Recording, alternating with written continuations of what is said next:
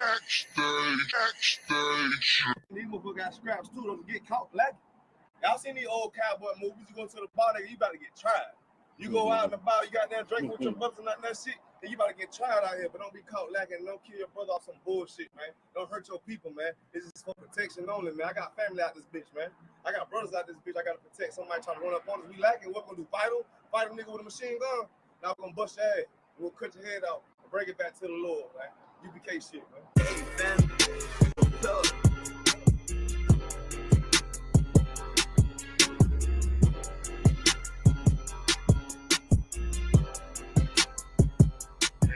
Say I'm obnoxious, say I got way too much confidence, say it's a problem. All I do is try to pull a woman and say I'm a monster. But really, it ain't nothing, I'm just like my brothers. But shit, you know you look better with me, yeah. Girl, you know you look better with me. I pull up and then shock, and do my dance on what the fuck. I judge you, I run it up, come in fast, girl, boy, stop, bitch. Okay, you know you look better with me. I pull over lines. I'm a judo with a nigga pride, I'm just like a lion. Want my woman cook, clean, fuck, and shut the fuck up, yeah. I got bigger piles of worry about than you in adultery.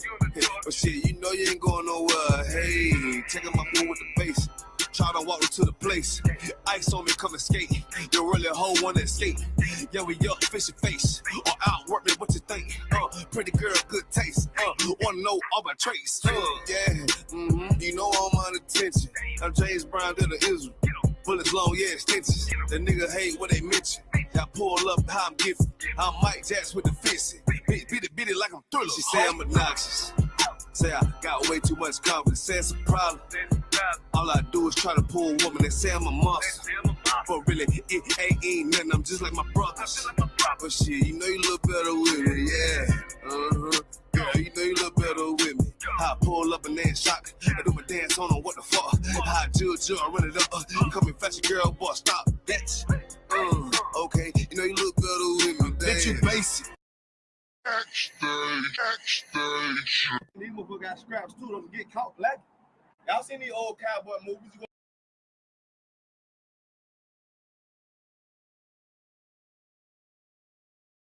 Hate you while you living. Only make a mention when they hate it when you up, but love it when you down. Love you when you dead, but hate you while you living. Only make a mention when it's beneficial. Oh, you can't keep it solid, I ain't fucking with you. Fuck a fake friend, show is over, close the curtain. Told you that they loved you, laughed at you when you was hurting. One thing about that UPK, this brotherhood for certain. Dress you up in all black, urge you up to put that work in. Same niggas that was on the block putting that work in. Abandon that lifestyle, cause now I know my purpose. Coming from a place where a black man life is worthless. 400 plus years, yeah, living out them curses. I blame the so-called leaders in the churches. Was supposed to save our soul, instead they led us to the hearses. Backstabbed and betrayed by the people you would die for. Your family ain't family, so-called friends switch sides on you. Crack and take a knee on your neck, whisper and die, boy. So I stay strapped with the Kaepernick, that's the firearm. Gotta watch your back, you know them demons out here lurking. If I don't know shit, then I know one thing for certain, look. They hate it when you up, but love it when you down. Love you when you dead, but hate you while you living. Only make a mention when it's beneficial. You can't keep it solid, I ain't fucking with you. They hate you when you up, but love it when you down. Love you when you dead, but hate you while you living. Only make a mention when it's beneficial. You can't keep it solid, I ain't fucking with you. I say fuck the fake love and disloyal behavior. Brotherhood is a weapon, but bitch niggas is contagious. Hating your elevation instead of hitting the pavement. Watching your every move and never give motivation. Situational friendships get away with adversity. And these days, just a little bit of your kindness a luxury. I'd rather you keep your distance than be a fuck nigga too close to me. Prefer to fuck with fear niggas than house niggas with notes on me. Get a shirt off my back for devoted niggas with loyalty. I noticed the lack of devoted niggas that's trustworthy. If you ain't in no black, ranked up, I'd give two fucks for free. Death before dishonor is a must. It ain't no choice for me. I'm bred different. Was never one to die, just bullshit. I'm fed different. Fuck all the information out of pulpits. I'm led different. Been taught to follow a code. Israel law, statutes, commandments, freely given, never sold, nigga.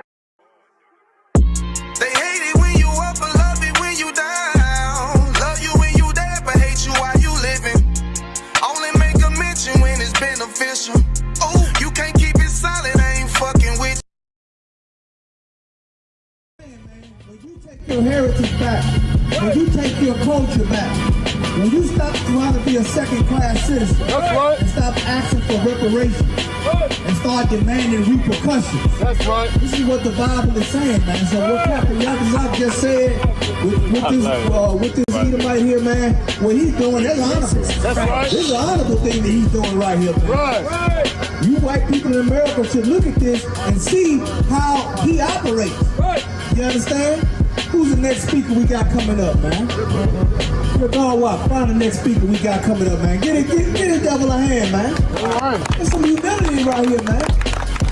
Some humility. You don't find this every day in America. But guess what? Each and every one of them gonna do this. But what did Christ say? Every knee gonna bow. That's right. Every tongue gonna confess. That's right. This is fresh. The future belongs to Israel. That's right.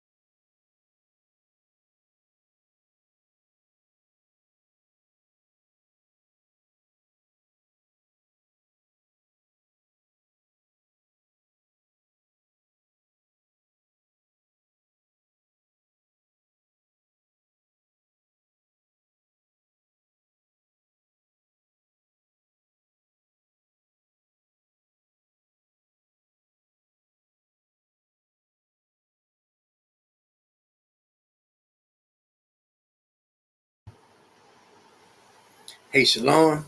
Yahweh Bashim Yahweh Shah Barakatham Yahweh Shemal Thumb Bashim Yahweh Shah. This is the ISUPK, started out at 1 West 125th Street, Harlem, New York, under Commander General Yohana. We teach the truth about the Bible, that so-called blacks, Hispanics, and North American Indians are descendants of the lost 12 tribes of the nation of Israel. Precinct Officer Howard Moore, ISUPK, Kentucky.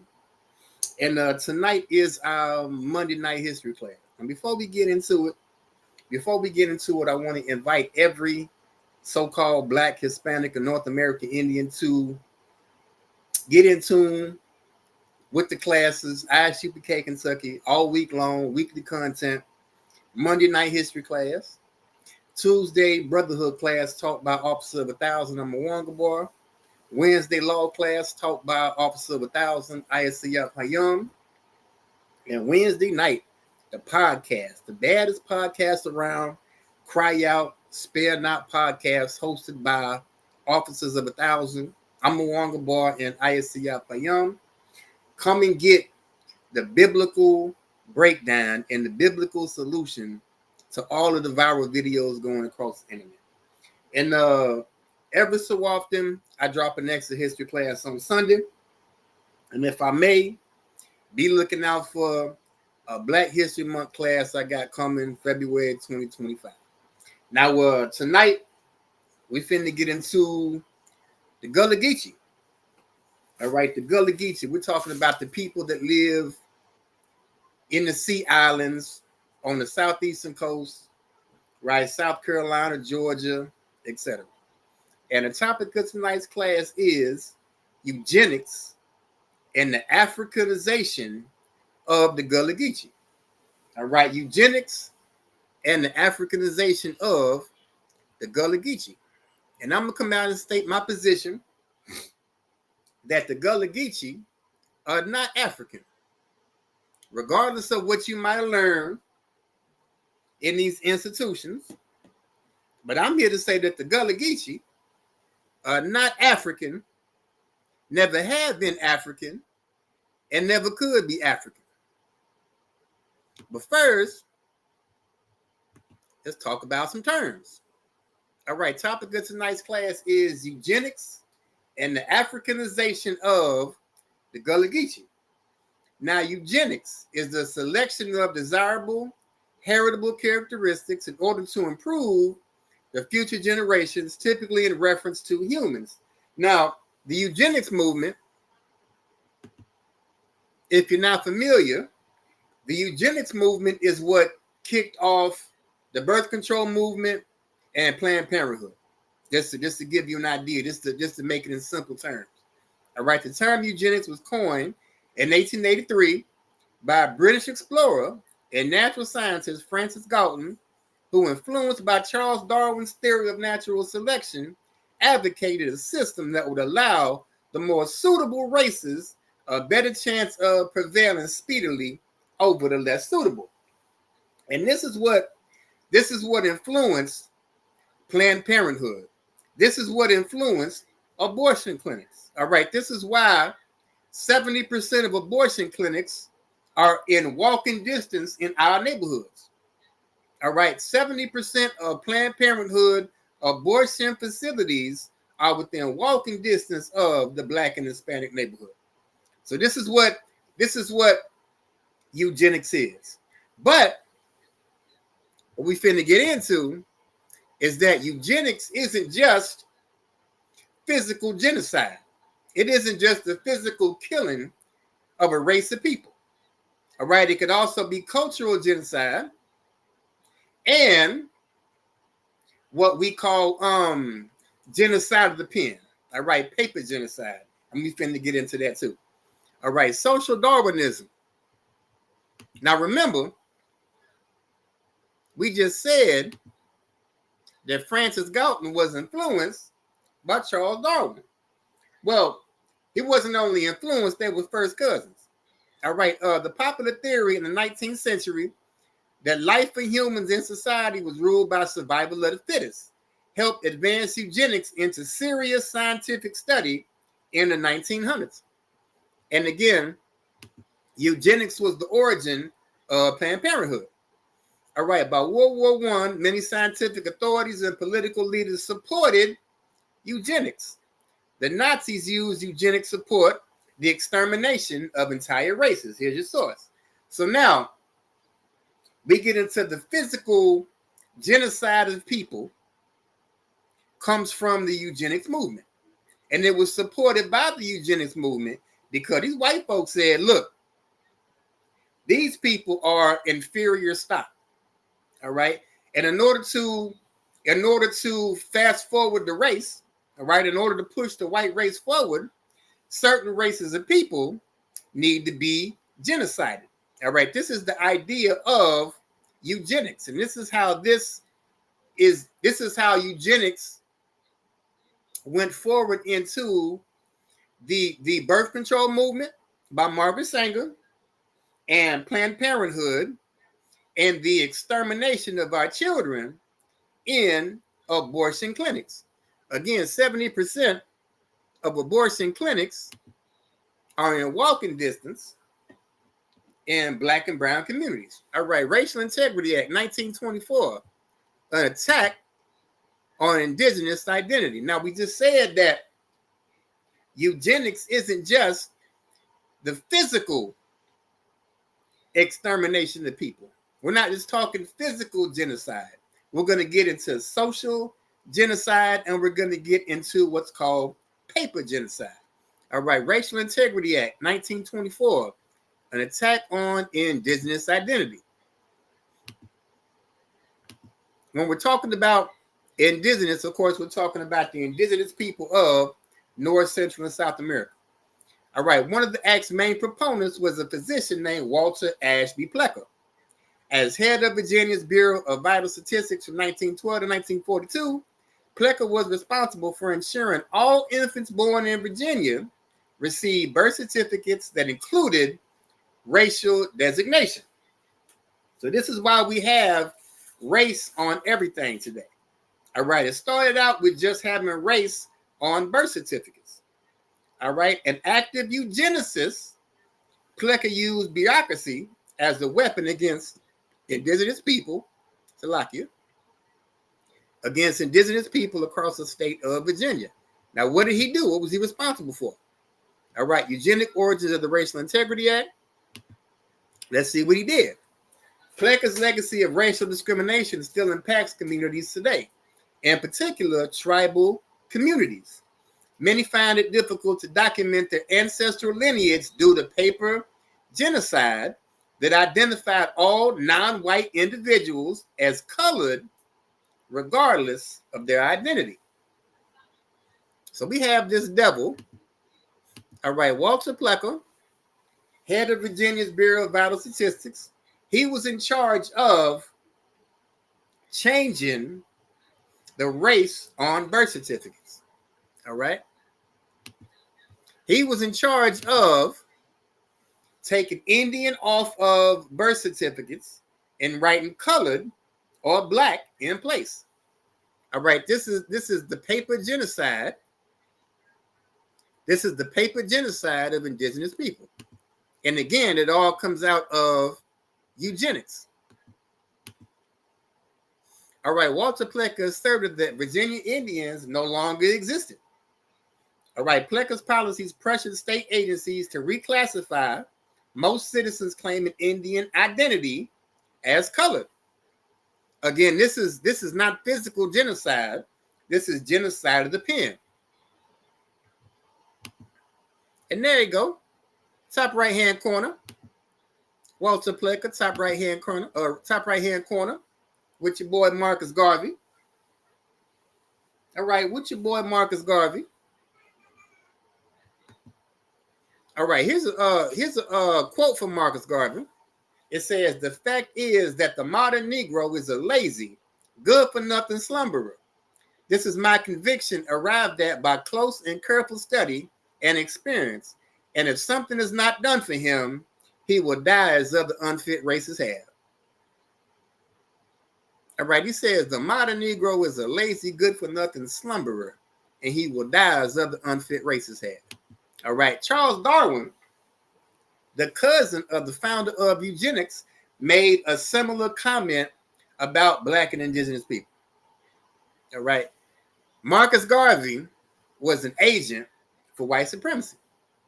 All right, Marcus Garvey was an agent for white supremacy and the eugenics movement. The king of Pan-Africanism, Marcus Garvey, was a white supremacist and a proponent of eugenics. Here's your source. All right, now Rockefeller, I want y'all to keep this name in mind. It's going to be important later.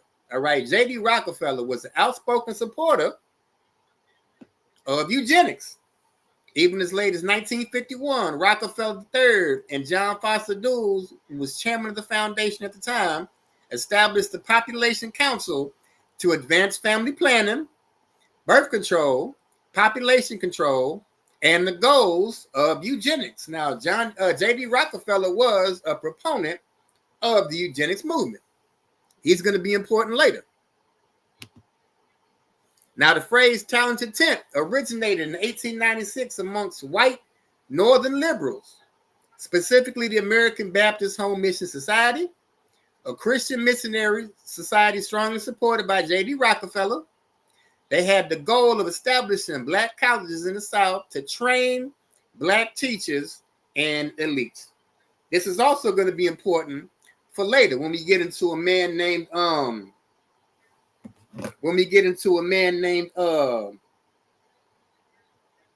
Salakia, what's his name? When we get into Salakia, it just slipped. When we get into Lorenzo Dow Turner. When we get into a Black man named Lorenzo Dow Turner, he's going to be important because the Rockefeller Foundation, all right, had the goal of establishing Black colleges in the South to train Black teachers and elites. We're going to find out what they were trained into. All right, J.D. Rockefeller funded,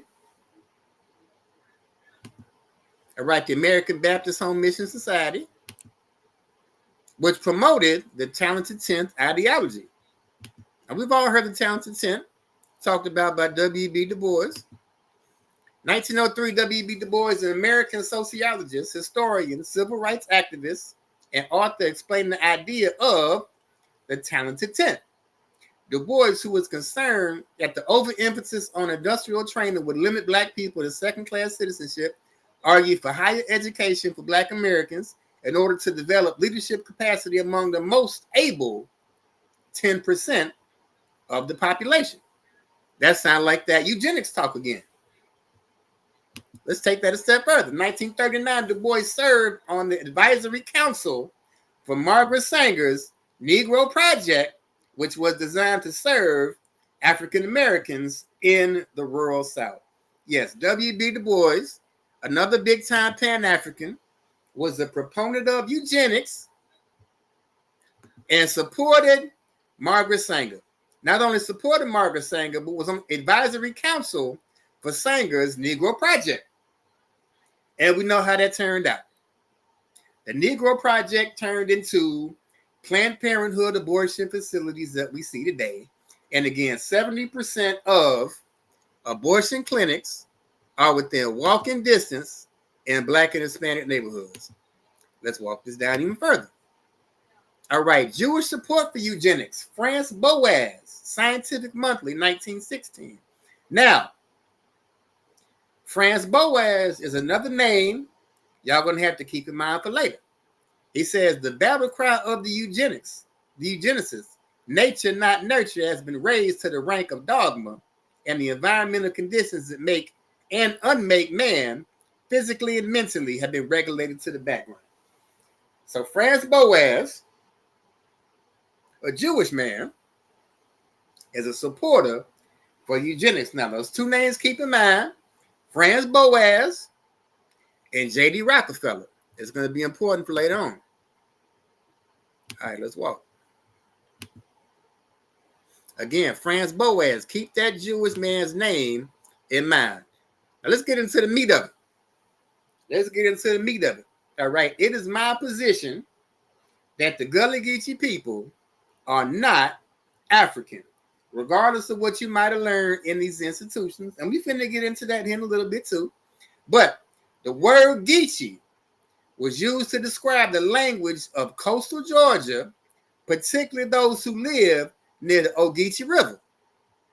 All right, this is where the term Geechee comes from. All right, the term Geechee comes from the Geechee River. All right, not nothing African. All right, not nothing African at all. The name Geechee comes from the Geechee River. All right, Geechee may be derived from the Muskogee term, meaning river of the Uchi, referring to the Uchi people. All right, of course, Muskogee is the name, the modern name of the language spoken by the indigenous people of the southeastern United States. All right, we're talking about South Carolina, Georgia, Florida, Alabama, Mississippi, all right, parts of Louisiana, parts of East Texas. All right, we're talking about the language of the indigenous people.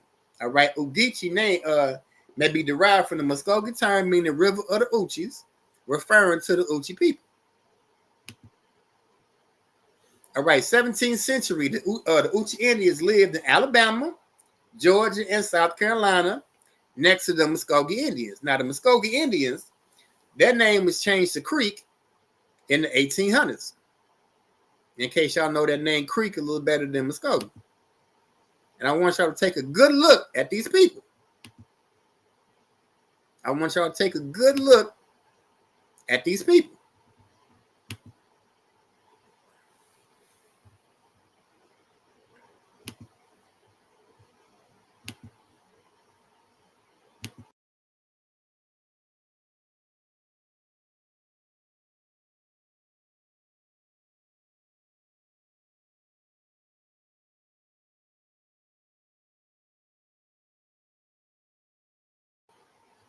All right, we're talking about the indigenous people of the Geechee River. All right, the indigenous people of the Geechee River, which is where the name Geechee comes from. All right, Stono Rebellion was a slave revolt that began on the 9th of September, 1739, in the colony of South Carolina. It was the largest slave rebellion in the colonial era. All right, the Stono Rebellion is going to be important because that's going to kick off what's called the Gullah Wars. Again, we're talking about the Gullah Geechee people. All right, the Stono Rebellion was a slave revolt, September 9th, 1739, in South Carolina, and it was the largest slave rebellion in colonial history. All right, here's some images of the Stono Rebellion. And again, this was a massive slave rebellion. And what we're going to see is that some of the survivors of this, all right, actually fled south into Florida and mixed in with other groups of indigenous people and formed a confederation that we call the Seminoles today. All right, here's your Stono Rebellion, slave rebellion. All right, the Stono Rebellion, 1739, the rebels were joined by 40 to 60 more. During their 15-mile march, they killed at least 20 whites, but spared others. The rebellion ended late that afternoon when the militia caught the rebels, killing at least 34 of them. Most who escaped were captured and executed. Any forced to join the rebels were released. The South Carolina Assembly soon enacted a harsh slave code in force until 1865.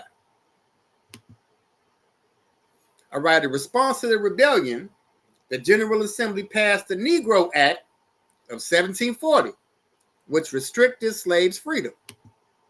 So we're talking about a slave rebellion that took place in South Carolina, again, where these indigenous people live. All right, and a response to this slave rebellion, these white folks come in and establish what was called the Negro Act of 1740. But who are these people? All right, source, Native American land cessions of Charleston County. The Stono Indians refer to an American Indian tribe that historically inhabited the area around the Stono River in South Carolina. All right, so these Indians, these Stono Indians, these were the people that were enslaved in South Carolina. These were the people that kicked off this Stono Rebellion. All right, Stono Rebellion was a slave revolt, 1739 in South Carolina. And the response to this was the Negro Act of 1740. So we read how in Virginia, how Indians were changed to colored. Now we see Indians in South Carolina changed to Negro. But what's the importance of it? All right, the battle they strategized to lead is called the Stono Rebellion, which launched the Gullah Wars. All right, the Stono Rebellion was the beginning of the Gullah Wars. And it started with a group of people called the Stono Indians who were enslaved in South Carolina. Stono Indians who were enslaved in South Carolina led a slave revolt. Their response to the slave revolt was the Negro Act of 1740, but this Stono Rebellion is what kicked off the Gullah Wars. All right, these are all the same people. And like I said, these groups of Indians that were being pushed south, all right, that were against the expansion of the 13 colonies, these people would form what we know today as the Seminole. All right, the Gullah Wars is a term sometimes used to refer to the Seminole Wars, specifically highlighting the significant role of escaped slaves from South Carolina Low Country who spoke Gullah that fought against the U.S. military during those conflicts. Source, Gullahs who escaped slavery. All right, all of these are the same people. All right, all of these are the same people. Again, the Gullah Geechee. All right, I'm sorry for what you might have heard, again, in these institutions of higher learning, but the Gullah Geechee are the indigenous people of this territory. All right, the people called, Salaki, the people called the Gullah Geechee. The people called the Gullah Geechee are the indigenous people of these areas. All right, the Low Country in South Carolina, all right, parts of Georgia, etc. All right, again, these people, the Geechee people, all right, the Stono people, the Stono Indians, these people that moved south They moved south into Florida, again, escaping the expansion of the 13 colonies. These people banded together and formed what would be called the Seminole Nation. And again, the Gullah Wars is a term used to refer to the Seminole Wars, especially the role of these escaped slaves from South Carolina. All right, let's walk. Andrew Jackson's invasion during the first Seminole War resulted in the Geechee moving to eastern Florida. Like I said, these people fighting against the expansion of the 13 colonies, they all ended up moving south into Florida, and they all banded together. All right, they fought alongside the Seminole during the Second Seminole War under Chief Geechee Billy.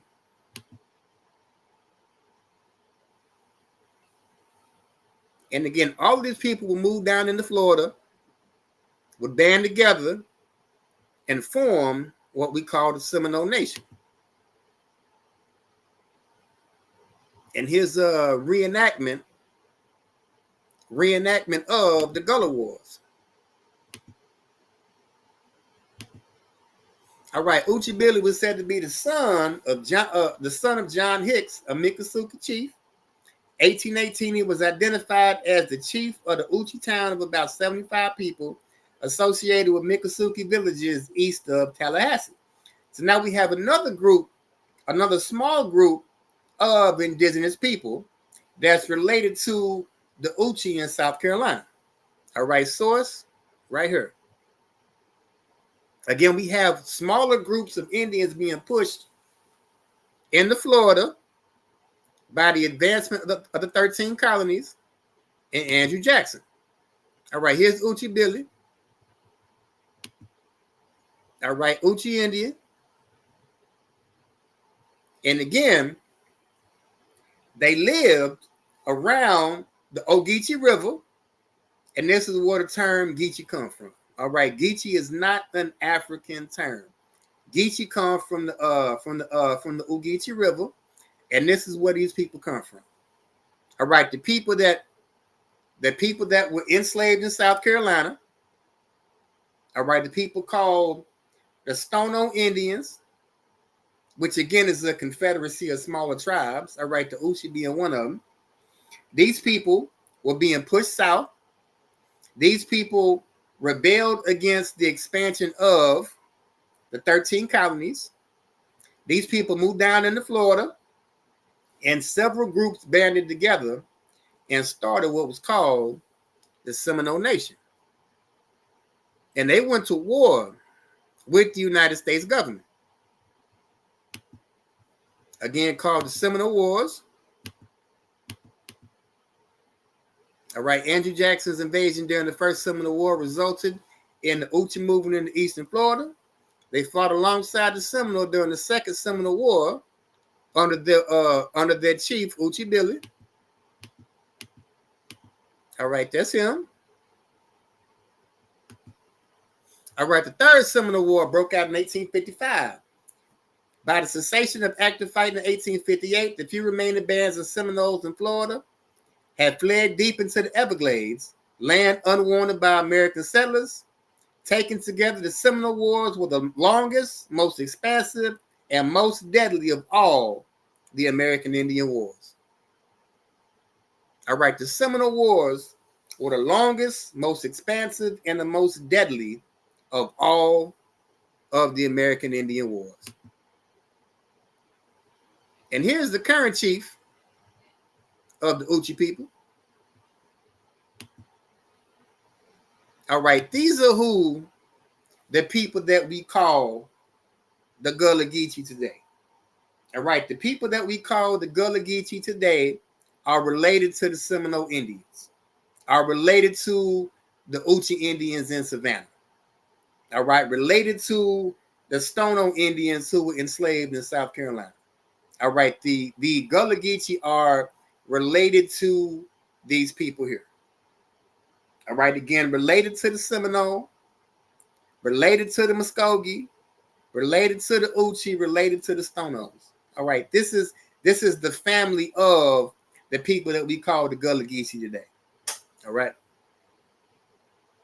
Now, How do we learn that these people was African?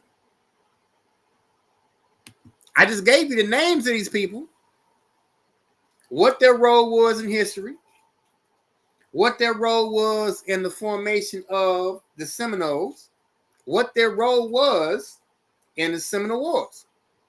All right? Now, how do we find out these people were African? Or why do we believe these people were African? One reason is this man right here, a man named John Bennett from Ohio. All right, not even from the South.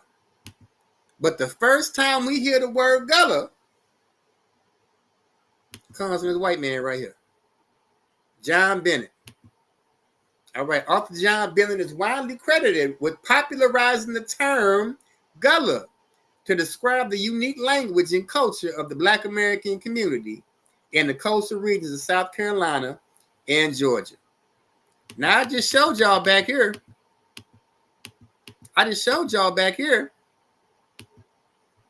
That these Indians, these Stono Indians from South Carolina, were enslaved. They led a rebellion called the Stono Rebellion. And this Stono Rebellion is what started the Gullah Wars. And the Gullah Wars was a part of the larger Seminole Wars fought against Andrew Jackson in the United States. All right, this is history. All right, this is real history that the Gullah Geechee are the indigenous people of South Carolina and Georgia. But now, here comes this devil. It's widely credited with popularizing the term Gullah to describe a unique language and culture of the Black American community in the coastal region of South Carolina and Georgia. All right, John Bennett, a white boy, he created the term Gullah. There was no such thing as Gullah before this man right here. All right, there was no such thing as Gullah before this man right here. Now, isn't today Columbus Day? Isn't Columbus and other Portuguese people responsible for putting the name Indian on the indigenous people? All right, we didn't call ourselves Indian before Christopher Columbus. All right, and these people didn't call themselves Gullah before this white man named John Bennett. All right, again, widely credited with popularizing the term Gullah to describe the unique language and culture of the Black American community in South Carolina and Georgia. Let's walk. John Bennett was considered a leading figure in the Charleston Renaissance. All right, he married Susan Smythe, the daughter of a prominent Charleston family, and became active in promoting the culture of the city. He began to incorporate Black folk tales and the Gullah language into his lectures and stories. For example, 1906, The Treasures of Peary Gilead prominently features Gullah tale. And this was a book that he wrote. A book that he wrote in 1906 that prominently featured Gullah folk tales. Here's the problem. The book was fiction. The book was fiction. All right, all of his stories about some Gullah people, about some African people living on the Sea Islands in South Carolina, the whole damn thing was a fiction.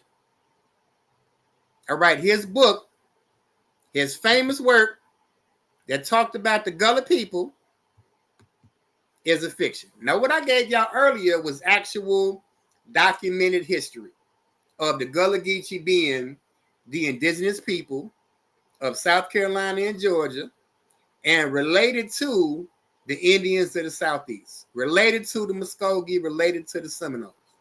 All right, they actually fought in the Seminole Wars against Andrew Jackson. But here comes this white man that writes a fiction talking about some African Gullah Geechee. Let's walk. The next culprit, Julia Peterkin, a white woman, all right, writes a book, Scarlet Sister Mary, 1928 novel by Julia Peterkin that won the Pulitzer Prize in 1929. The book was called Obscene and banned at the public library at Gaffney, South Carolina. The Gaffney Ledger newspaper, however, seriously published the complete book. All right, Dr. Richard S. Burton, chairperson of Pulitzer's fiction literature jury, recommended that the first prize go to the novel Victim and Victor by John Oliver. Scarlet Sister Mary is set among the Gullah people in the Low County in South Carolina.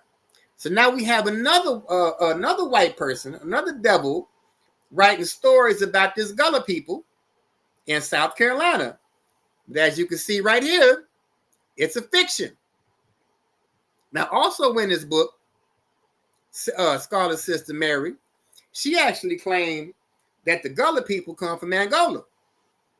But as we can see right here, fiction literature. So we have the first two people, the first two white people, writing about these so-called Gullah people. And both of these books are fictional novels. All right, both of these books are fictional novels as well.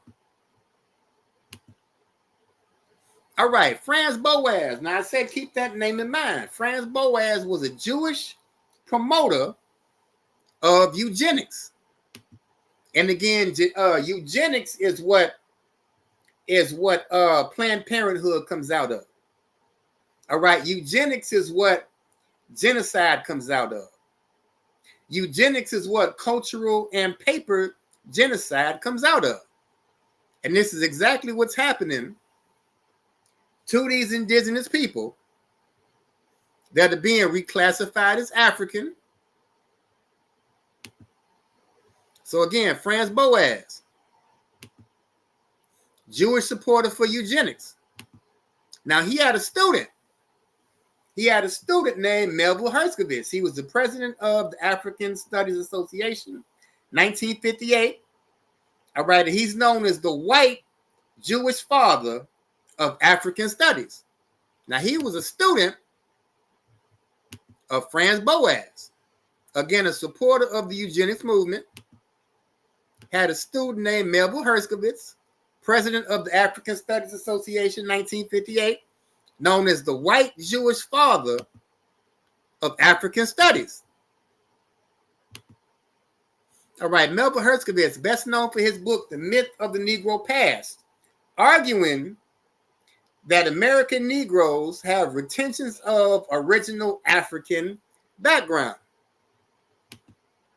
All right, Herskovitz was the first prominent white intellectual to declare that Black culture in America was inherently African. All right, this is where we get the idea that Black American culture is African. We get it from a Jewish boy named Melville Herskovitz, who's known as the white Jewish father of African studies. And he was the president of the African Studies Association. We can talk about that. All right, African Studies Association. All right, in 1968, formed the Black Caucus led by John Henry Clark. All right, John Henry Clark, another giant in Pan-Africanism. But this African Studies Association and all of these African studies programs that's in higher learning that we see on college campuses, all right, all of them are CIA-related organizations. All right, L. Gray Cohen, another Jewish boy, president of the ASA in 1970, and now we see his CIA-related organizations. All right, all of these African studies, all of these African programs that we see in these institutes of higher learning, they're all CIA-related organizations. It's this deep. It's this deep to push an African identity on Black folks. All right, it's this deep to push the African identity on Black folks. All right. Now, Melville Herskovitz had a student named Lorenzo Dow Turner. All right, Lorenzo Dow Turner had a PhD in English literature from the University of Chicago. University of Chicago was founded by J.D. Rockefeller in 1892. Now, I told you to keep that name in mind, too. All right, J.D. Rockefeller was a proponent of the eugenics movement. J.D. Rockefeller was a philanthropist of the eugenics movement. And he founded the University of Chicago, where Lorenzo Dow Turner received his PhD. And he was a student of Melville Herskovitz, who was president of the ASA, which is a CIA affiliate organization. All right, it's this deep, it's this heavy to try to push an African consciousness or an African identity on Black folks in America. And again, I said, keep in mind, J.D. Rockefeller, outspoken supporter of eugenics and population control. And again, we talked about eugenics also being not just physical genocide, but paper genocide. All right, known as the father of Gullah studies. All right, scholars dismiss Gullah, the language spoken in the Sea Islands along the coast of Georgia and South Carolina, as simply bad English. Now, Lorenzo Dow Turner, it says, through his pioneering studies, proved that Gullah was a Creole language. All right, Creole being what we call in the South the pidgin language. All right, the pidgin language like Pig Latin. Right, that's an example of a pidgin language. But you notice it doesn't say anything African. All right, it says Gullah was a Creole language.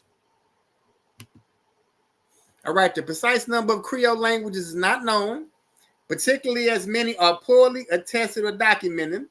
About 100 Creole languages have arisen since the 1500s. They are predominantly based on European languages, such as English and French. You notice it doesn't say African. You notice it doesn't say African. Now, it's not until the 80s, not until the 1980s, that another white person come along. Another white person come along, Joseph Opala. All right, is a historian noted for establishing the Gullah connection, the historical links between indigenous people of West African nation Sierra Leone and the Gullah people of the Low Country region of South Carolina and Georgia. It wasn't until 1980, the 1980s, that another white person come along, another devil come along, and suddenly finds this African connection between the people, the indigenous people in South Carolina and Georgia, and some Africans in Sierra Leone. All right, this is his so-called Gullah connection. Well, here's a problem with that. All right, the first settlers in Sierra Leone were called the Black Poor and included Black Americans and Caribbeans. All right, Sierra Leone was colonized and populated mostly by Black folks from the Americas, the Caribbean, and Great Britain. All right, some loyalists who either evacuated or traveled to England to petition for land of their own. Black loyalists had joined British forces during the Revolutionary War, many on the promises of freedom. Here's your source.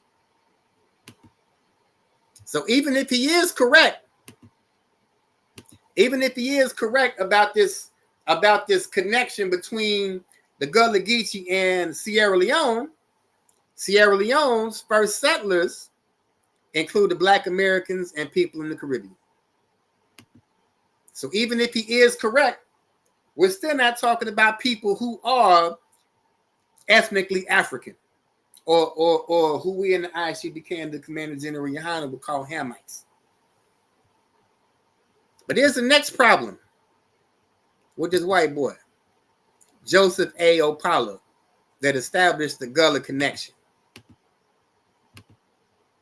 All right, he earned BA and MA degrees in anthropology in the University of Arizona and the University of Oklahoma, but later turned his attention to history. He did his postgraduate in African studies. And we proved earlier that all of this African nonsense, all of this African consciousness, all of these African studies programs, like the African Studies Association, all right, all of them are CIA affiliates. All right, like I said, it's that deep to push the African consciousness on the people. So right here, here's your fathers and mother of the Gullah Geechee. All right, these three people are responsible for pushing this idea that the Gullah Geechees are African people. All right, that the Gullah Geechee are somehow Hamites.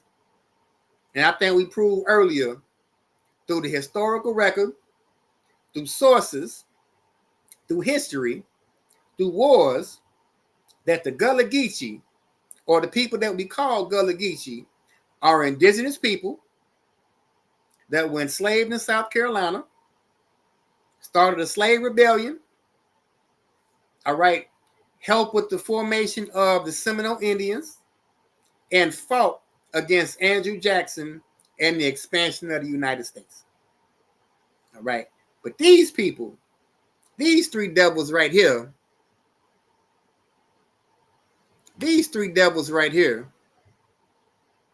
want to make these people African and want to make us believe it. All right, these three white folks right here,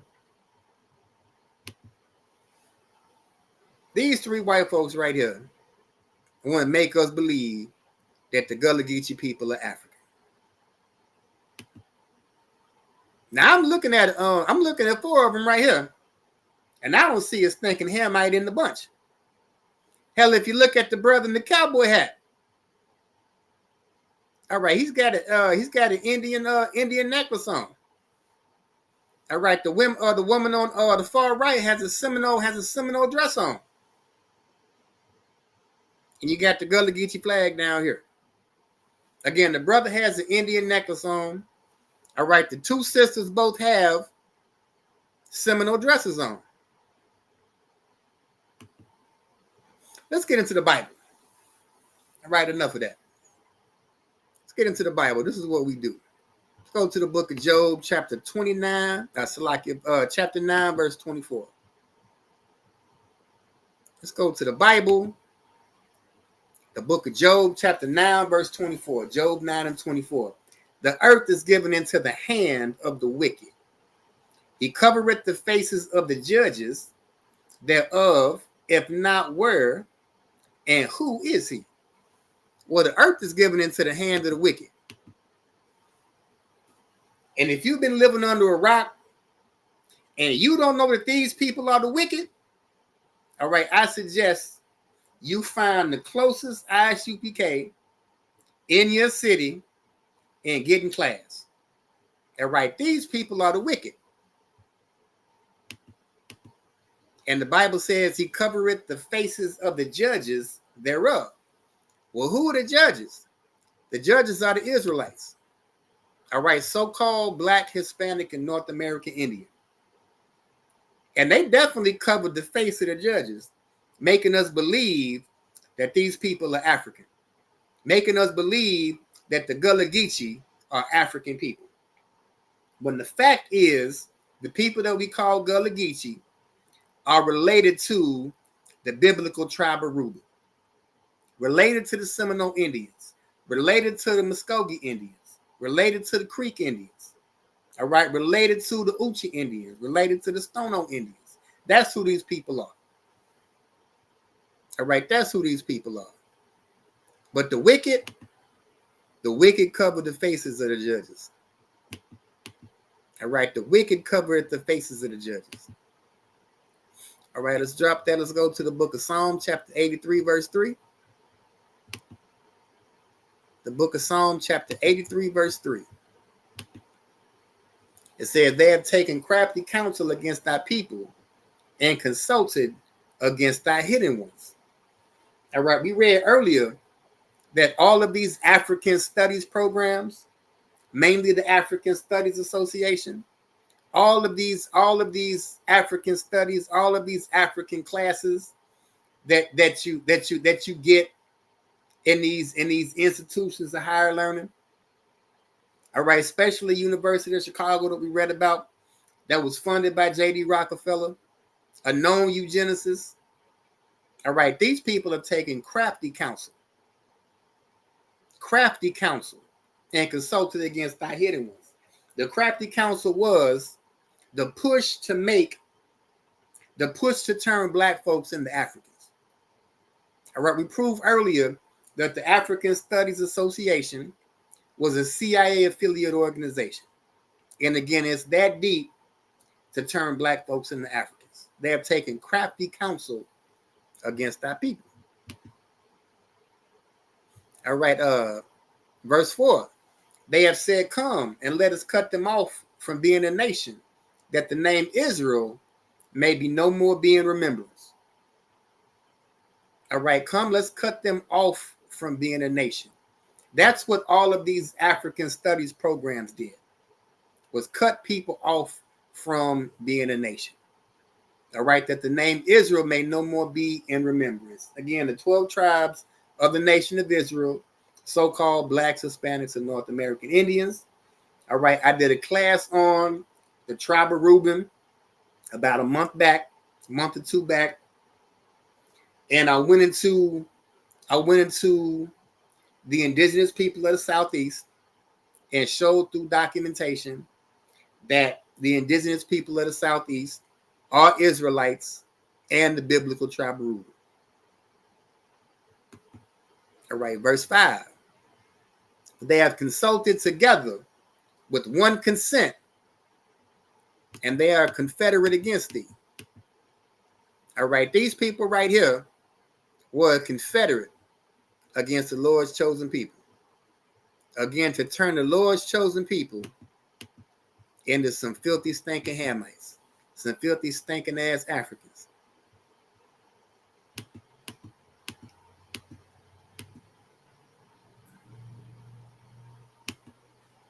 So with that, we're going to go ahead and end the class.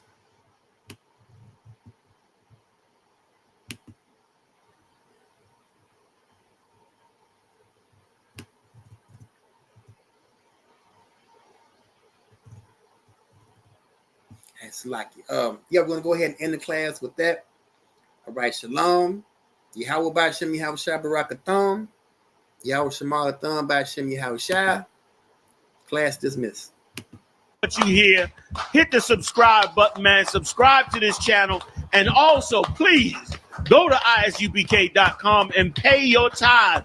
Drop me some cash so we can move around this planet like we need to, man, and do the things we need to do. They're one West. They're one West. They're one West.